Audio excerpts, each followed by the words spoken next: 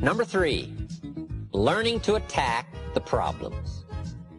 It's so important to mount a precise attack on the problems. Because one of the best ways to help somebody in communication is learn to attack the problem, to attack what's wrong. But here's the refinement of the skill that leaders must have: to attack the problem but not the person. We also express this particular part called attack and confess. One of the best ways to attack something is to confess you've had the problem. Use yourself as example 1. Then use some others we call third party. Let me tell you about Mary. If Mary was here, she would confess, but she isn't here, so I'll confess for her. She put it off. She had the problem. And if she was here, she might even try to persuade you with tears. Right? We call that third party. But one of the best is to use party 1, called you, to attack the problems. Now, what are some of the things that need to be attacked? Let me just give you some examples. It's a pretty long list, but we'll have to just be sufficiently satisfied with a few, and you can continue these studies on your own. Procrastination. That's a good one, front and center. We've got to attack procrastination because it's so insidious. It eats up such large chunks of your life and leaves you in a small corner. Putting it off. Delaying. Letting it slide. Now, I'm one of the best to attack procrastination because I confess to being one of the all-time great procrastinators. I've done a lot of things, but I've put a lot of things off. Procrastination. I am so good, I could teach it. Procrastination. I can show you how to do it so it don't show. I mean, I'm so good. I'm so good. But I also know the pain of procrastination. I also know the regret that comes from procrastination. I can also show you pieces of my life missing, never to be repaired, because I let it slide. Now, see, if we all studied our own lives, and we're trying to help somebody with this insidious disease of procrastination and putting it off, front and center, we use ourselves as best example, because you feel the strongest about your own experiences and your own emotions. Do you think you could help somebody with procrastination? Developing this skill of going back, rehearsing your own life, and coming up with the essence of the emotion and the experience to try to illustrate to somebody how insidious it can become and how devastating it can leave your life and what'll be missing if you let it slide. That's what we call learning to attack the problem. Now, underline the word attack. It's very important to go after the insidious. The great leader of the Christians says, "The things I once hated I now love. The things I once loved I now hate." It's so important to incorporate both love and hate in the same conversation. Now, let me give you the dilemma. This stuff isn't easy. It's so easy to be careless with words and get the wrong reaction. What if you meant to say, "What's troubling you?" and instead you said, "What's wrong with you?" Can you imagine the difference? Just the mistake of one small word means all the difference in the world in the kind of reaction that you get. But here's the dilemma. To attack the problem but not the person. God's got the same dilemma. God says, "I love you, but I hate your sinful ways." Now, see, that's a challenge, to show somebody that you love them but you hate. How do you put love and hate in the same sentence? I'm telling you, it is essential to show your contempt for the problem and your concern for the value. These are not easy skills. You don't walk these summits of intellectual thought and word choice and emotional content and precision. You don't learn these overnight. But your commitment to excellence in communications can make all the difference in the world in how your economic and social and personal world works out. And here's part of the challenge. God says, "I love you, but I hate your sinful ways." Now, since me and my sinful ways are bound up so close together, I tend to take that personal. And God has to say, "No, no, no, let me make it clear one more time. I love you, but I hate your sinful ways." See, we've got to make that clear. You've got to make it clear to your children. I love you, but I hate what you're doing and what it's doing to you. So you've got to learn to put love and hate in the same sentence and to make the insidious as devastating and as ominous as it should be, and make the opportunity as bright as it can be. But we've got to learn to paint by language and by emotions how much we hate the wrong in order to develop the good. And this is some stuff you can't be mild with. See, you can't take the mild approach to the weeds in your garden. You've got to hate weeds bad enough to go kill them. You say, well, I've learned to handle this stuff. This is not stuff you handle. This is stuff you devastate. This is stuff you've got to kill. If something is going after some treasure and some value, you've got to go after it with a high, hateful attempt by word, by language, by emotions, whatever is necessary to get the job done, to illustrate the evil and the possibility of good. Now, these are not easy skills. But if you want to extend your reach, in my opinion, you just have to engage in the confrontation. It's where the values are. Let me give you a good philosophical phrase. All values must be won by contest. All values must be won by contest. And after they've been won, they must be defended. You say, wow, you've put a pretty heavy task on us. That's what life is all about, a pretty heavy challenge. We don't give large trophies for small effort.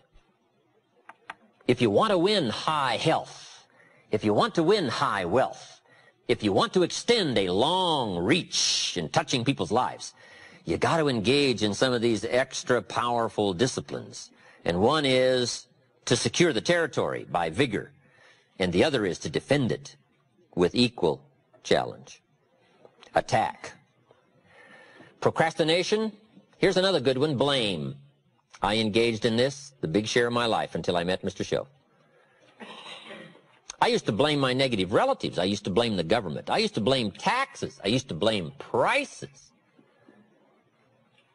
I said, it costs too much. Shoaff said, no, let's cover the real problem. You can't afford it.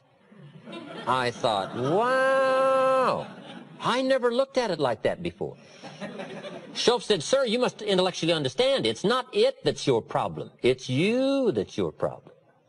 It's not out there that's the problem. Out there is like it's been for 6,000 years. You can't cure that. But what you can cure is errors in judgment, errors in attitude, errors in activity, errors in misjudging results. I found that the errors were within. But see, he had to go after me on that point. Here's the next one. Excuses. Wow. We've got a million. I'm too short. I'm too tall. I'm too old. I'm too young. I don't have the money. I don't have the experience. On and on and on with the excuses. Learning to attack. Very important. Now, here's what we call tools of last resort. Here's part of the attack you can use. And if you learn these skills, no telling who you can help. But you must save these for what we call tools of last, underline last resort. These are some things you don't use up front. Here's the first one, a direct attack. You've got to be very careful of a direct attack so that it not be misjudged in severity. Next is scolding. Got to be very careful of scolding. You only use it as a last resort. Somebody walks in late and you say, where have you been? See, that's loaded with insinuations. Loaded. You got to be very careful. Only use it as a last resort. If you have to resort to it, you have to, but don't use it up front. Okay, we call save these. Save these for when the occasion calls for such harsh language to go after something. And the last one is sarcasm. Sarcasm can be useful, but you got to save it.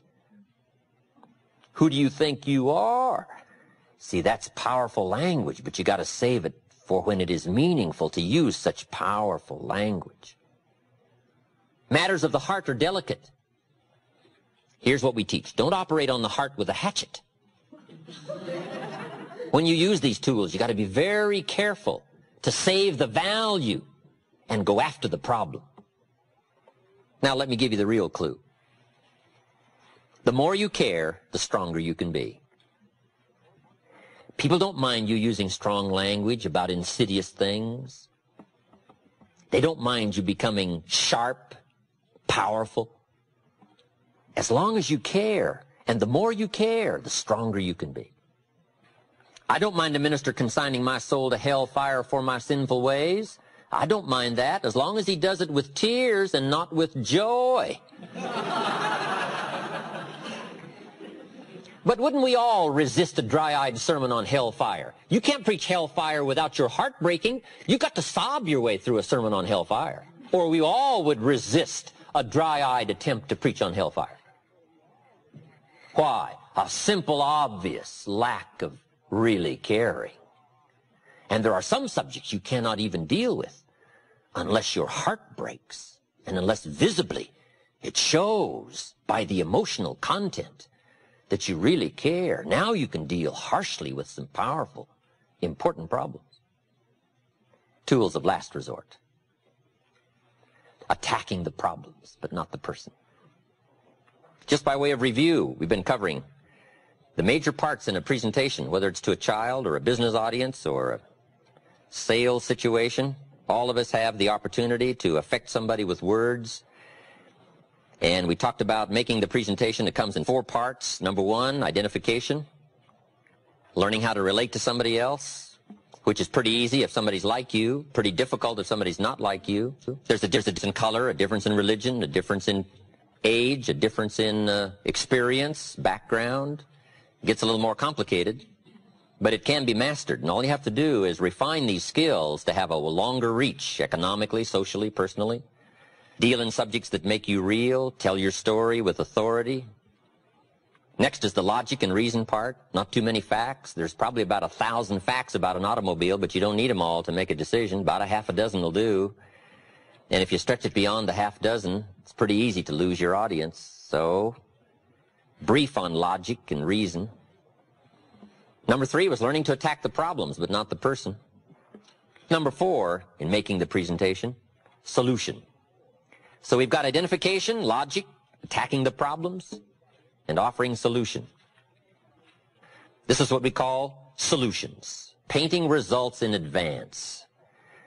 This is an exciting part about the human experience, the ability to paint results in advance. We call it borrowing from the future. One of the reasons for living is to borrow from the future.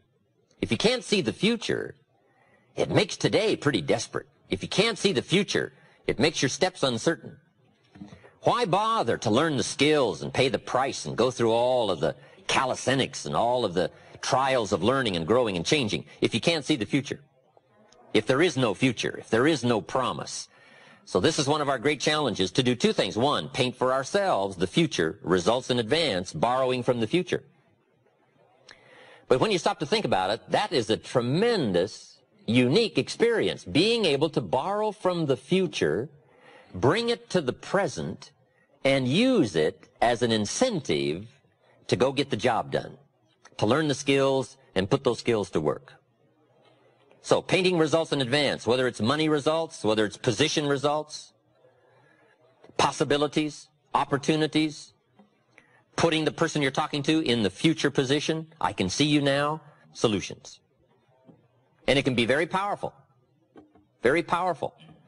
What makes the farmer work all spring and toil all summer? His vision of the harvest. If he couldn't see the harvest, he wouldn't put the plow in the ground. If he couldn't visualize the opportunity, the chance to cash in and to turn wheat into money and money into lifestyle, if he couldn't see all of this, why would you put the plow to the soil? And the answer is, of course, why? If you can't see, why labor? And if the promise isn't clear, why put out the effort? So one of the ways to get people to respond, to put out the effort, to read the books, make the decision,